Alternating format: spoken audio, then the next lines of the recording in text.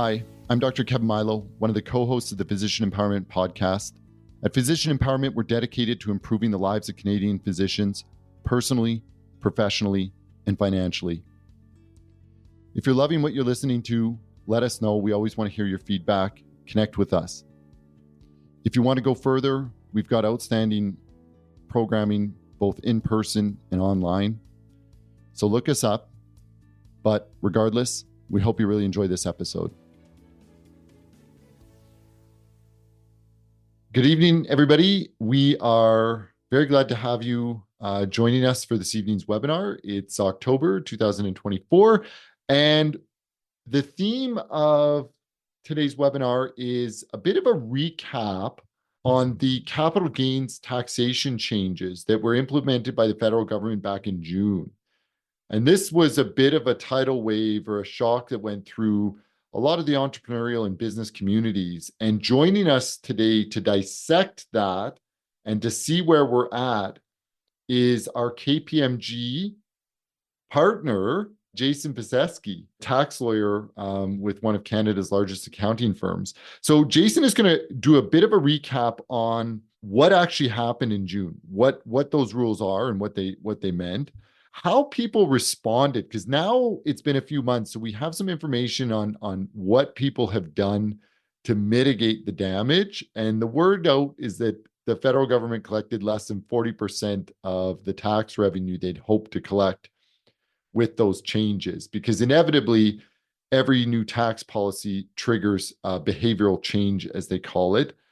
And then lastly, Wing and Jason are going to be getting into where we're at now. Did the sky really fall? What are our options moving forward? And so again, I think this is very, very relevant to practicing physicians as we look to accumulate wealth and liquidate some of that in retirement. So with that being said, I'm going to pass things on to Wing and Jason to take us through tonight's topic. And please save your questions for the end. Thank you. Good evening, everyone, or welcome everyone from wherever you are in the world, and welcome to this very exciting episode of a podcast and live webinar at Physician Empowerment. So we're really glad to have Jason with us again. And yes, he's now a brand new partner at this reputable firm. So congratulations, Jason. You've done a heck of a lot good. I'm sure you would. And we'll cut you loose tonight. And so if you guys have listened to an earlier podcast, we aired an episode that, it's coming, right? So our government CRA gave 9 weeks, right, in end of April, and said, this big tax change. It's going to be impacting everyone. We'll tax the rich. Only the 0.001% people got impacted. The rich had to pay, right? And so it scared a lot of people. There's only 9 weeks. All the tax accountants and lawyers everybody just working overtime, right? And people just, some people, I think a few different groups of people. Some people started to panic and just hide in a corner and, wear their diapers, Some left town, left city, left the country. And some overreacted like that. And some, they bear down because they get the hugely hit. And some of those are the top 0.1%, but a lot are not. And they said, this is a bit of a lie, a bit of a big, huge, fat lie. And there are people who are impacted, and there are people who, just talk to the consultants and say, hey, this doesn't impact you. And then the others that were comatose, they thought it won't impact them. So even though the government got less than 40% of what they expected, it doesn't mean that they won't get you or me later on. And the truth is, you don't have to be the top 0.1%, right? A lot of us, if you're listening, you probably are in the same seat as me, right? Practicing physicians, professionals, small business owners, that you will be dinged.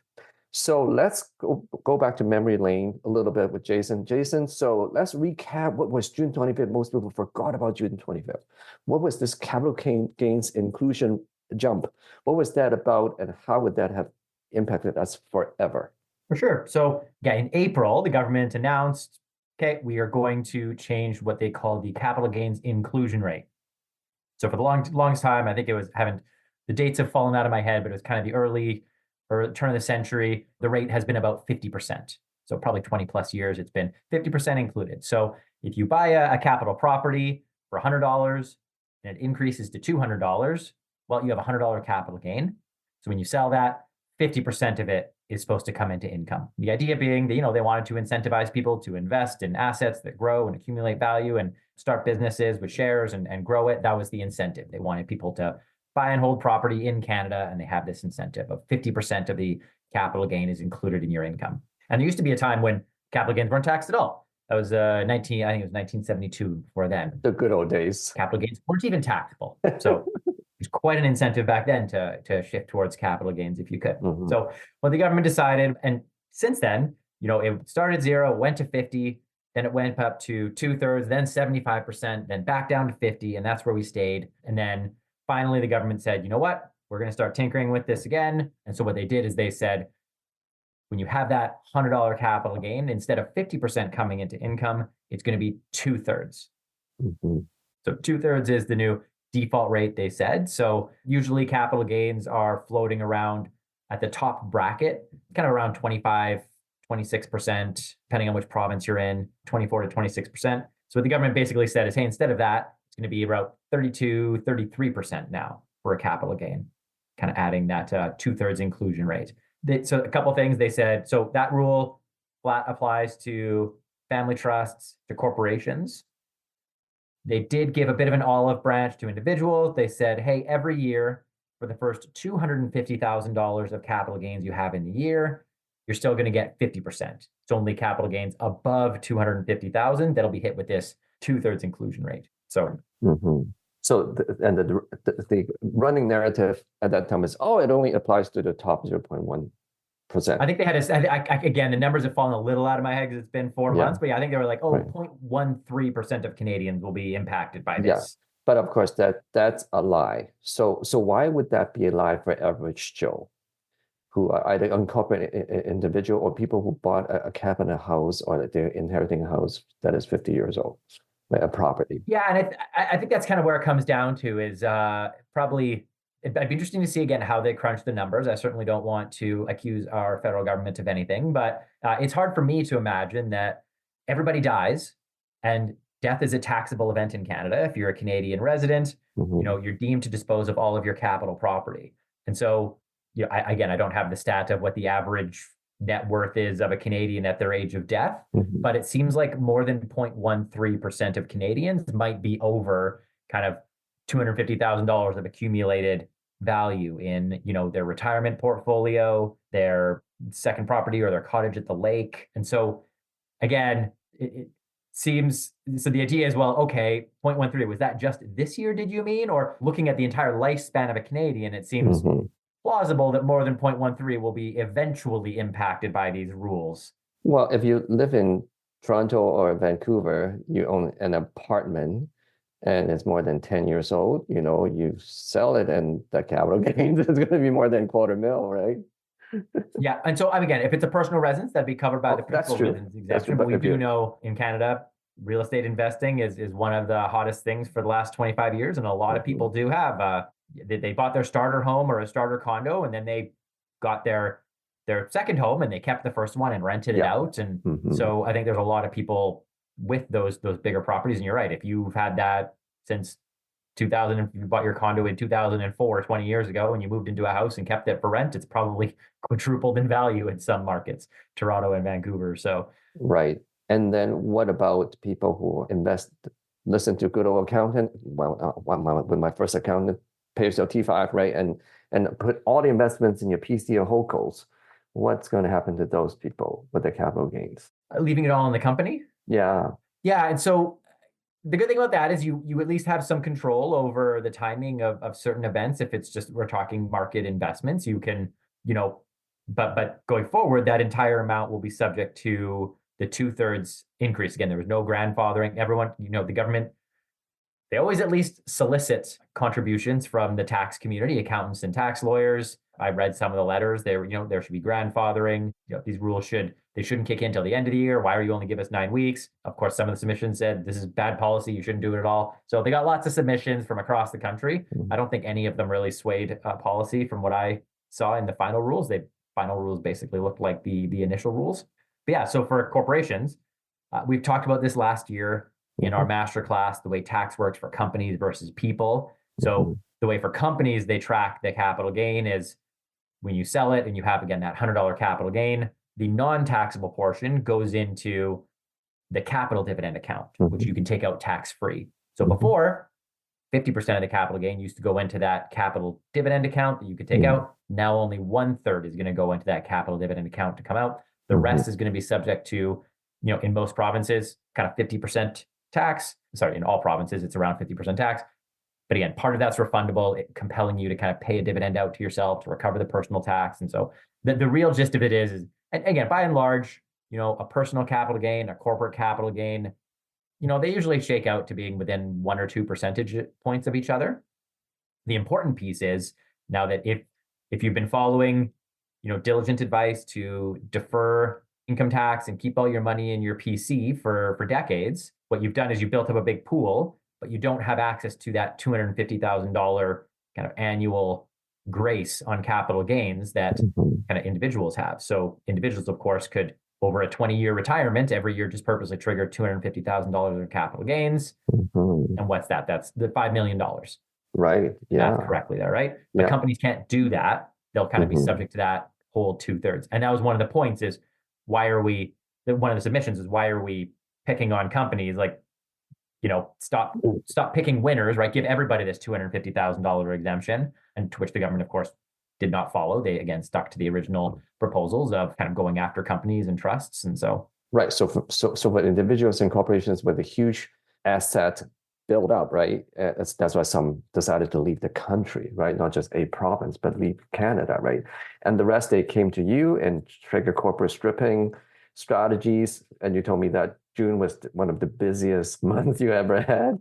So, oh yeah, summer was wild. That's a good kind of transition into, what did we see? Especially since we kind of look and see, okay, government says they're kind of projecting 40% of what they expected, to which I'd say, for starters, well, you only gave everyone 9 weeks. I mean, you can only do so much in 9 weeks. You can only talk to so many people in 9 weeks. You can only, and again, we told you to give us more time and you didn't want to. So, but I do think, kind of going back to my conversations, a lot of clients you talk to is, well, if you were going to hold on to this for 10 years anyways, 10, 20 years, there was nothing really to do. I mean, the power of deferring tax and growing after-tax corporate amount is still a huge incentive. And we'll kind of circle back to this in the Has the Sky Fallen section. Spoilers alert, it didn't.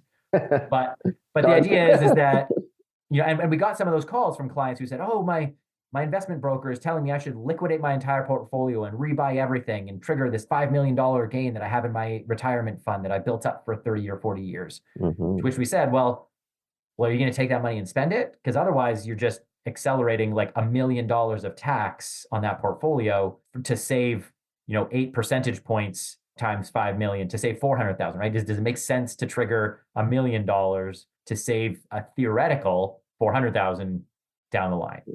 And so, and that was kind of a lot of 1.25 million you'd be triggering. Kind of a quarter of 5 million is 1.25. So yeah, we're triggering 1.25 million to save 400,000 20 years from now, right? It's a time value of money question. And when you crunch through the math, which we were doing for a lot of people, it just, it's kind of much ado about nothing. Like, why would you cut the government that big check now? Which is what they've been hoping for when they, because when you actually look at their government projections right in the budget, right in April, because whenever the government releases a budget, they project kind of the next 2, 3, 4, 5 years of revenue they expect. And yeah, in 2024, there's kind of an anomalously high bar in that column because they were expecting people, and then it kind of dropped back down and went back to the historical trend. But so which has happened in the past. So 2015 was, I think it was 2015 was the year where the federal government increased the top bracket by 3%, but also that year Alberta increased its top bracket by, I think, 5 or 6%. So again, across the country, you had an increase, and in Alberta in particular, you had like an 11-point increase or something like that.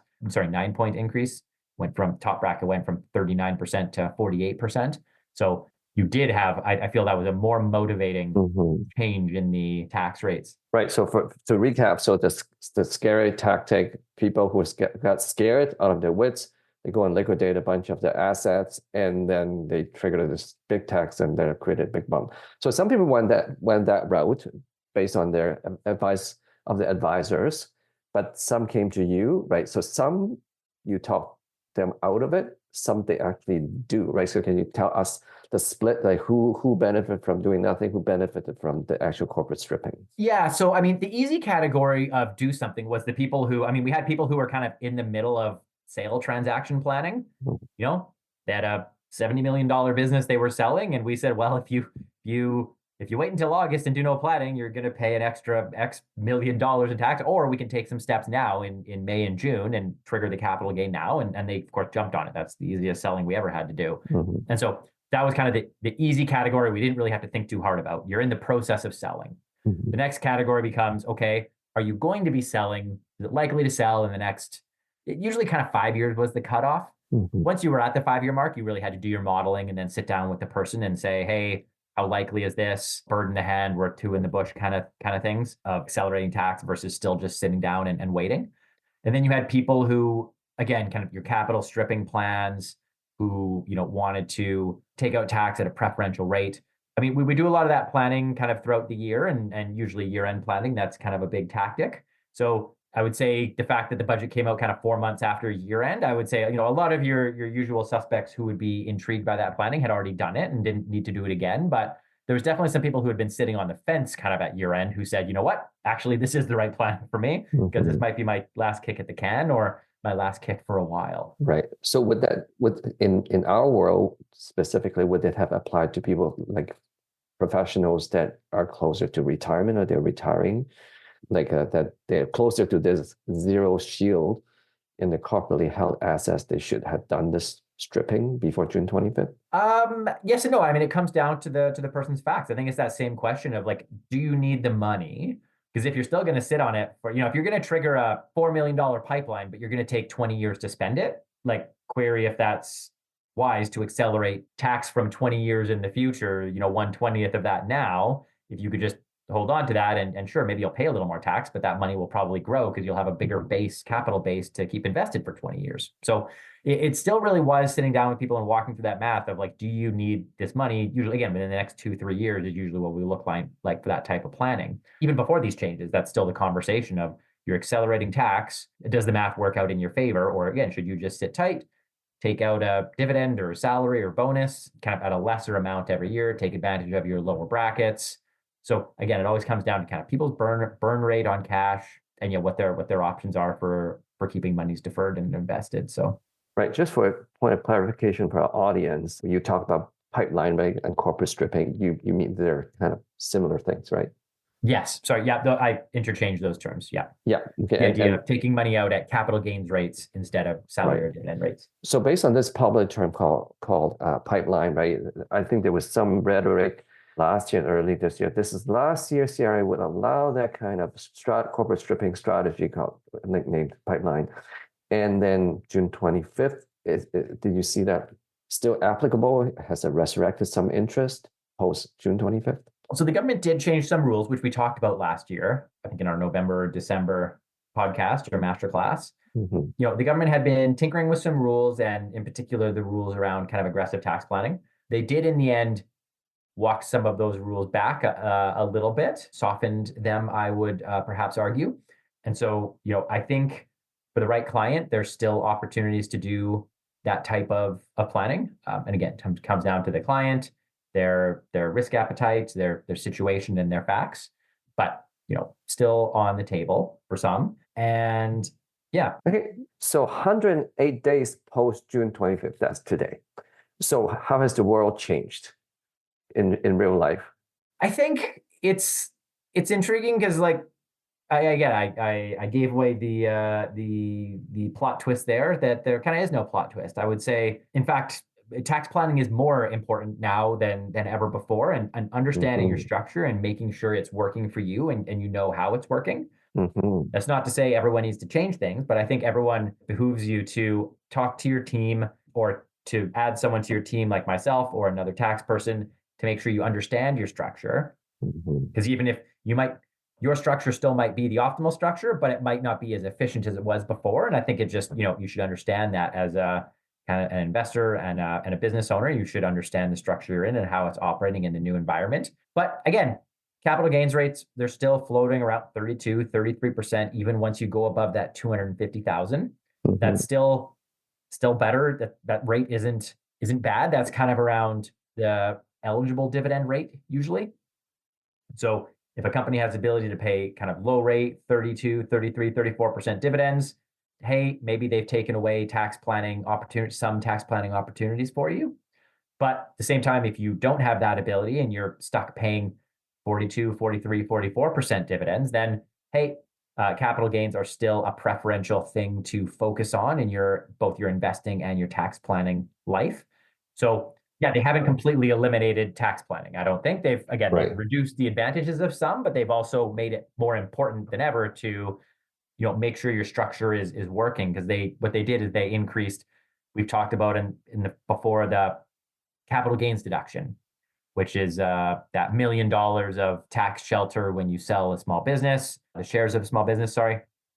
That's gone from $1 million to $1.25 million. That was kind of a bit of a sweetener. They said, oh, again, we're only going after the big fish here. For the small business owners, here's an olive branch of an extra $250,000. So again, making sure your company stays clean and qualifies for that has become more important than ever. And again, that's just understanding your structure and making sure it's working properly.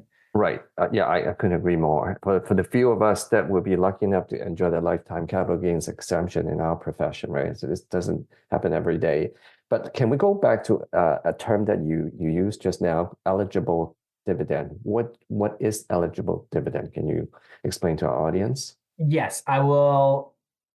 Feel free to, wave your hands if I start going too far down the rabbit hole on it. But the idea is that when, again, focusing on kind of your small business companies, as they earn corporate revenue, profit, I should say, income, it's going to be subject to tax at either the low small business rate, usually 10, 11, 12%, depending on your province, or it's going to be subject to high tax at the 23, 24, 25% tax rate. And the difference, it's that first $500,000 of income we've talked about before, small business deduction limit. Yeah. So again, setting aside investment income for a second that can reduce that amount, first 500,000, you get the low rate of tax. Anything above that, you're hit with the high rate of tax. Again, subject to certain exceptions where that 500,000 gets reduced from investment income, from growing too big and having too many assets, several reasons to have that reduced. So the government has set up a system, the tax system, such that it kind of traces when you pay dividends out of your private company. The government says, hey, to the extent you've paid tax at the high rate, then you can pay dividends at a lower rate personally. And then vice versa, if you're going to pay out of the pool of monies that were subject to the low rate of tax, then you have to pay a higher rate of personal tax. And the idea is that the government's trying to even it up so that you're kind of, in the end, it nets out to really close to the same value. You either pay low corporate, high personal, or high corporate, low personal. And so the advantages, of course, as we've talked about on the Masterclass, is you love earning the low rate of corporate tax inside the company and then keeping it invested. Then you've only paid 11, 12, 13%.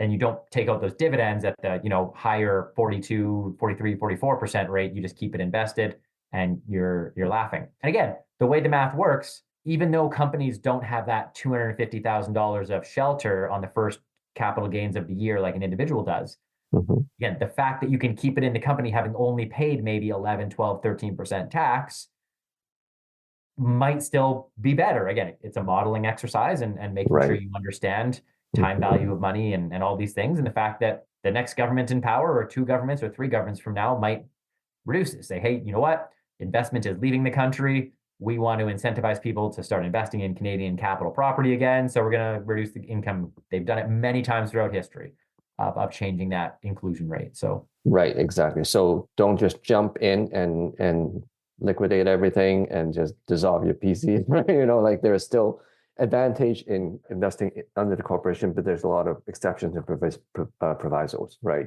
And I can attest to the importance of structure. I think the first 20 years, I didn't understand structure, right? And we pay a bunch of tax. And I definitely have colleagues and friends that husband and wife, both physicians, and no PCs, right? There's no structure. And in my last 25 years, I've built up crazy structures that became monster / giant fire-breathing dragon, right? Eating up a lot of time and so confusing and so tax inefficient, right? That's when Jason and I got together to try to dismantle this big spider web, right? So structure is huge, is important.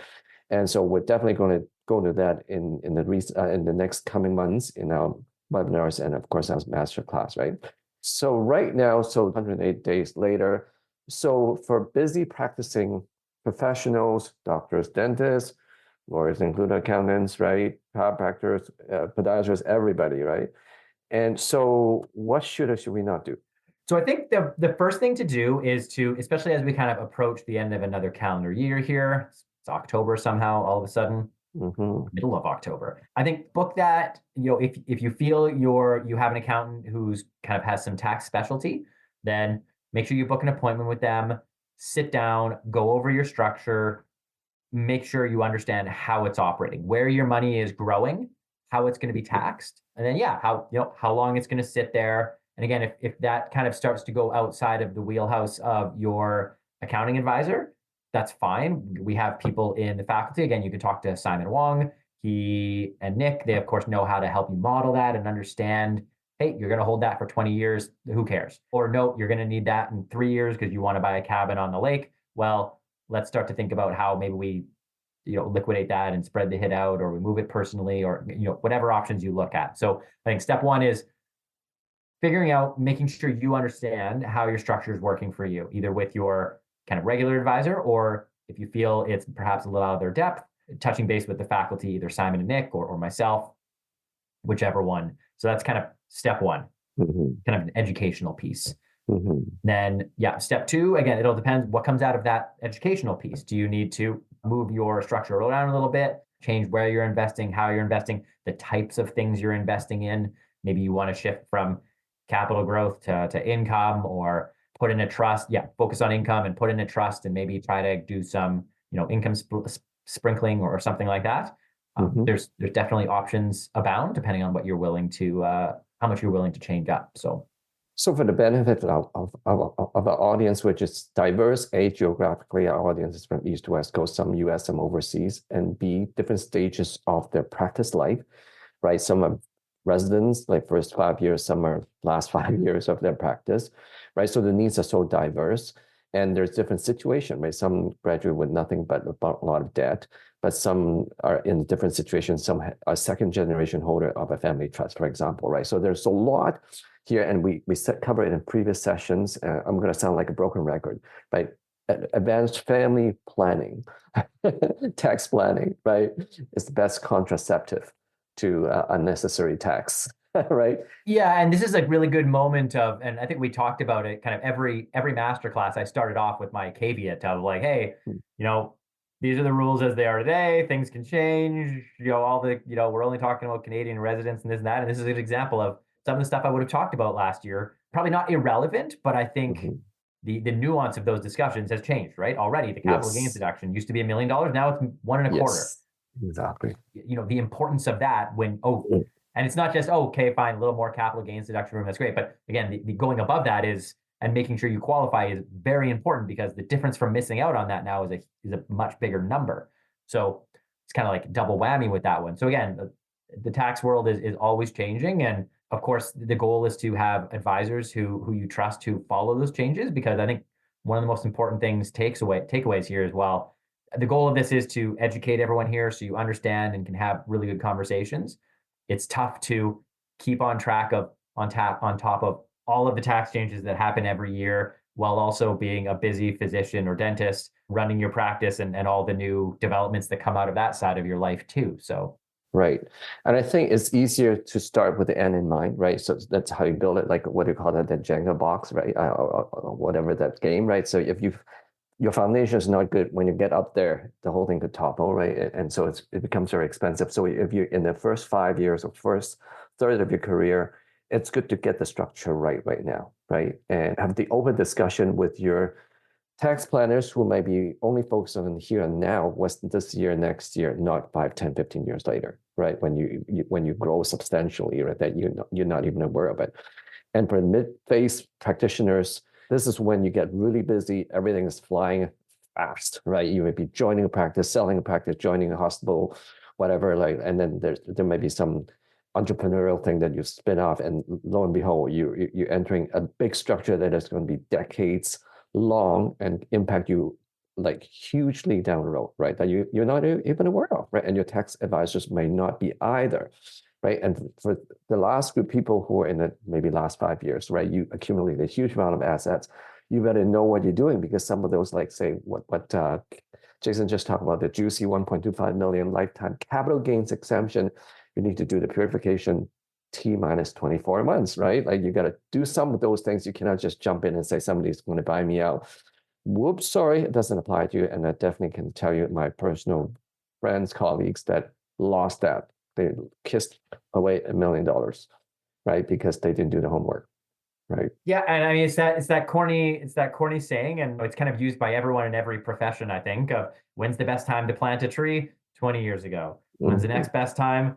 Right now, right? So, it's never, I would say it's almost never too late to do tax planning, but the sooner you do it and kind of the earlier in your career, the better. But there's kind of, again, usually something we can do, even if you've been perhaps have a suboptimal structure, either at the mid or the late stages of your career. I think there's usually fine tuning and fixing that can be done, but today is the best day to do tax planning, right? Because we can't do yesterday. So yeah. So to conclude this episode, I would say that some of the concepts are evergreen, right? It's always good to learn and listen to it.